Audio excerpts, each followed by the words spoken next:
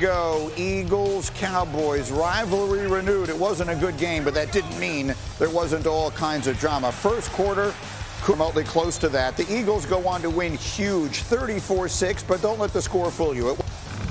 Mike can leave and go wherever he wants, but the guys I kind of feel bad for is guys like Zach Martin and guys who might be on their last year or on their way out, because that's who I wanted to hold the trophy for. You want to win games and do great things with those type of legends who put in more time and work than Mike McCarthy ever did. So those are the kind of guys that I have so much sympathy and hurt for. Oof. That's a tough one, D-Wood. That's a tough one to take. What is your? I'm moving away. What is your reaction to that? I'm the same. Greeny, I've never heard anyone say anything remotely like that after a game. I really have. And, who the hell Michael Parsons think he is talking like that after a game? Bro, you've been missing all these games with the injury. And last time I checked, the head coach is a Super Bowl winning coach. And I know the season hasn't gone the way that everyone is expected to go and all that. But for you to sit there in the locker room right after your team gets pummeled and to just undress your head coach in that manner, see, that's what's going on with all these podcast boys out here in the locker room. Everybody wants to sit there and they want to, spout and say all this type of stuff.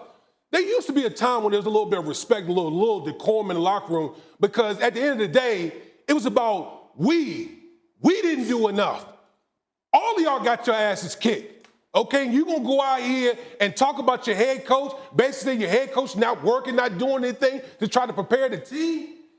I just think it's a bunch of BS, man. Yeah. I really do.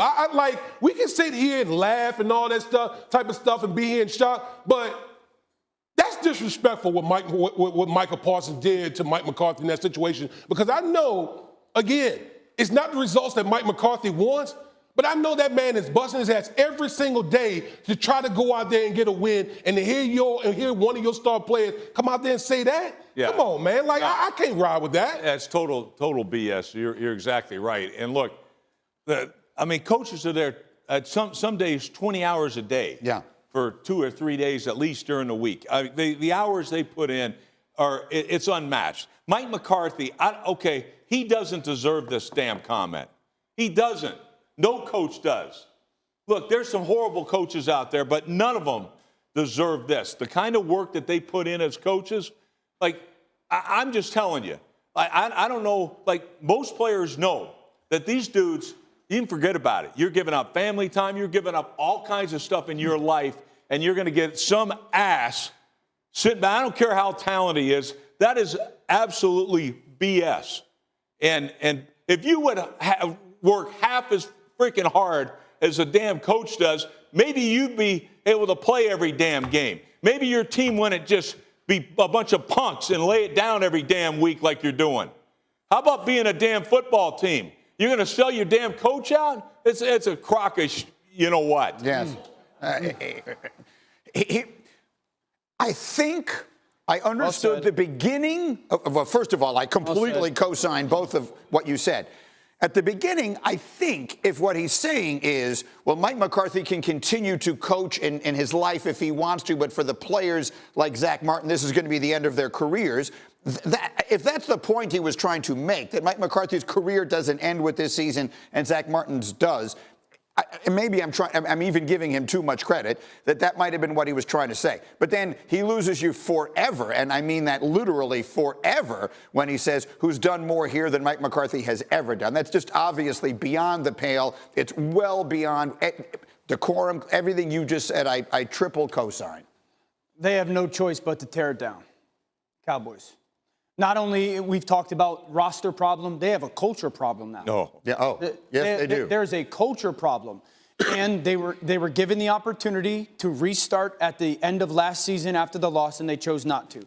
Jerry Jones doesn't have a choice now. It's a tear down, and you got to rebuild everything: talent, culture. Because right now, this is what's starting. The finger pointing. Yeah. And the finger pointing, and it makes me think, man, how much is Dak patch together so much of the issues because of the way that his leadership. This is a problem right now in Dallas. This is becoming a everybody looking out for me. I played on 0-16. We didn't get to that. We didn't get to that where we were bashing coaches and each other in the media. I played on 2-14. We didn't get to that. Okay, so Micah had the opportunity to step forward as a leader of an organization that everybody clearly knows talent-wise isn't where it needs to be. He's got a problem. Yeah, I mean, His best player did that. Yeah, I mean, and Mike McCarthy clearly knows he's dead man walking. I mean, there's no question about it. You know, and he's going to be out that door. You don't need to kick his butt out the door. And, you know, look, and here's the crazy thing. Look, they got to restart, but they got to do something that, in my opinion, like, how are you going to fix it? Well, I look at a couple of teams recently. All right, I look at the Lions. Who'd they hire? One of their former players, right? Mm-hmm. Dan Campbell. Yeah. Okay. How about the Houston Texans? Former right player. Down the road. Former player, one of their former players. D'Amico Ryans. D'Amico Ryans. All right. I can see Aaron Glenn going to New Orleans next year. All right, or the Jets. You know, a former player. All right. Deion Sanders may be in play here, and I'm going to tell you, they need something. They need to have somebody that has the pride in that damn organization. Being a Dallas Cowboy, the pride you take in it. And by the way, Deion, everywhere he's been, has been kicking you know what. Mm-hmm. All right, Jackson State, they were unbelievable when he was there. He takes Colorado. Right now, they're 7-2. Nobody saw that coming. They're playing in the big, you know, whatever, the damn Big 12, now. yeah. Big 12. Like, I'm just saying, that because I already know Mike McCarthy's a good football coach, and he's going to be out the door. There's no doubt about it. The whole thing's going to be blown up. But watch what happens. They need that. How are you going to get this kid back on board? He's going to have to damn respect that guy that comes in that building. You're not going to respect Deion Sanders? He's twice the player you are. All right? And you know what? I coached Deion Sanders, great teammate. I like the idea, but I think we are a long way away from that. I hear what you're saying. But they still have, how many games have they played? They're 3-6, 3-7. He's got 7 games left to get through this. How do they walk back into the building? D. Wood, you were a great team guy. You were a team leader. How do they walk back into the building today with Dak Prescott sort of off on the side, you know, with getting surgery on Wednesday because his hamstring has been torn off the bone? How do they walk back into that building today and start preparing for whatever it is that the rest of their season is going to be after the loudest voice on their team, for better or in this case, most definitely for worse, has just said that? Let me first say this. The most talented guy doesn't mean that you're a leader. Mm-hmm. It's just, that's a fact. I've seen so many talented guys that weren't actual leaders on their team. I think it can't come from the coaches. It has to come from the players in the locker room. It has to come from the players in the locker room. The players in the locker room has to demand some accountability. What's going on inside the locker room? Because I can tell you right now, that BS that Michael Parsons just pulled. If you're any player in that locker room that gives a damn about culture, anything in this league, you don't let that stuff ride.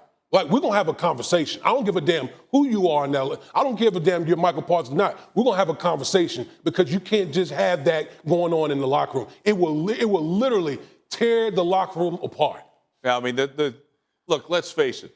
I mean, all the heat that comes on, you know, when you're a head coach, he gets drilled. He gets blamed for everything. Quarterbacks and head coaches, right? When it's going great, you get all the praise. You get all the, you know, when it doesn't go, it's in your face. All right, I get it.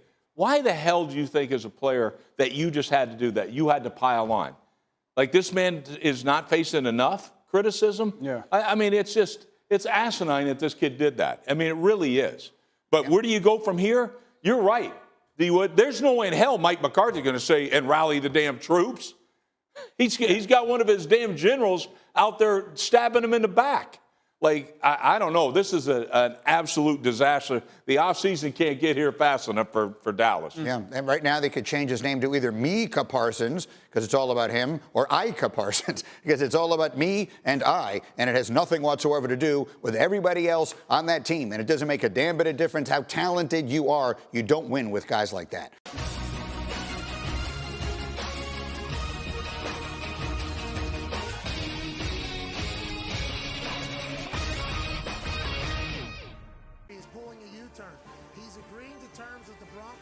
Welcome to the channel. If you're a die-hard NFL fan or just love football, you're in the right place. Here, you'll find game analyses, highlights, team updates, player news, predictions, and much more. If you want to stay up to date with everything happening in the NFL, make sure to subscribe and hit the bell icon. Let's enjoy some football together.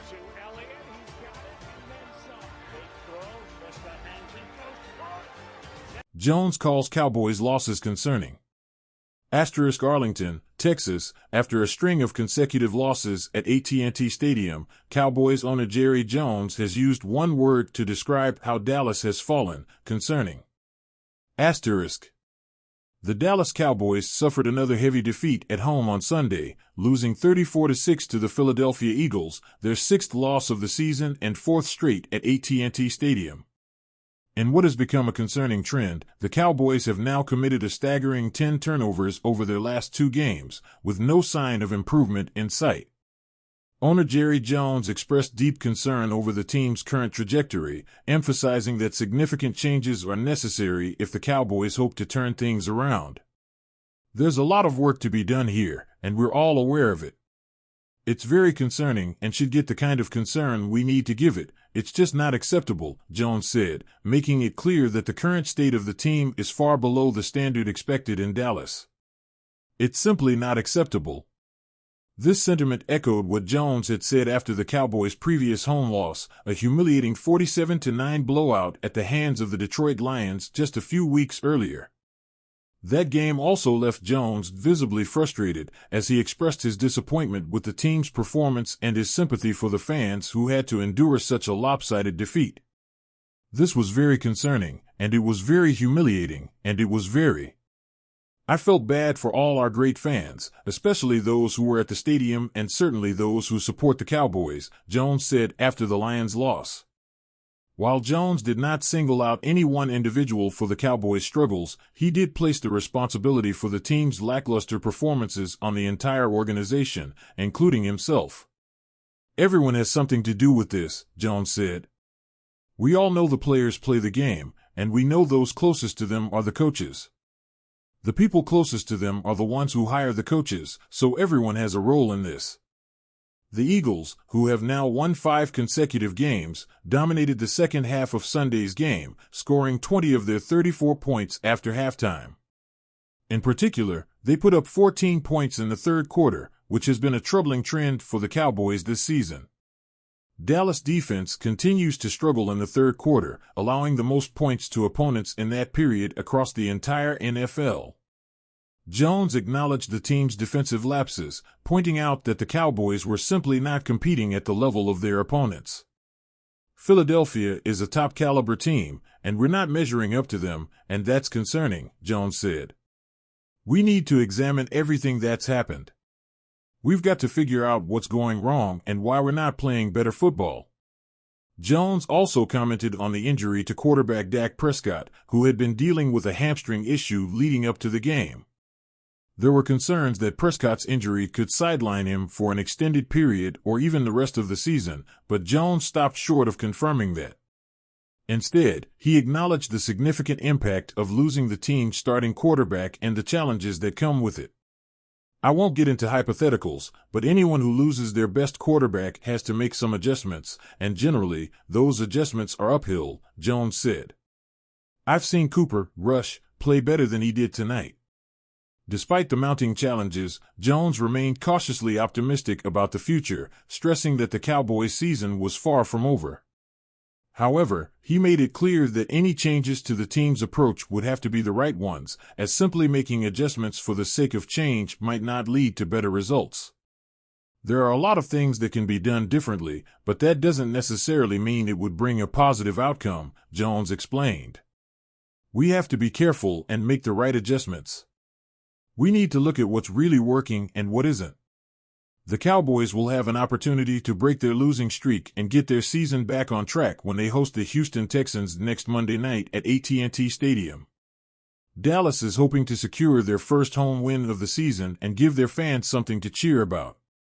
With the pressure mounting and their playoff hopes hanging in the balance, the Cowboys know that every game from here on out is critical. Thank you for watching Cowboys Update. If you enjoyed this video and want more content about the Dallas Cowboys, be sure to give it a like and subscribe to our channel so you don't miss any news, interviews, or analysis in the future. See you in the next video.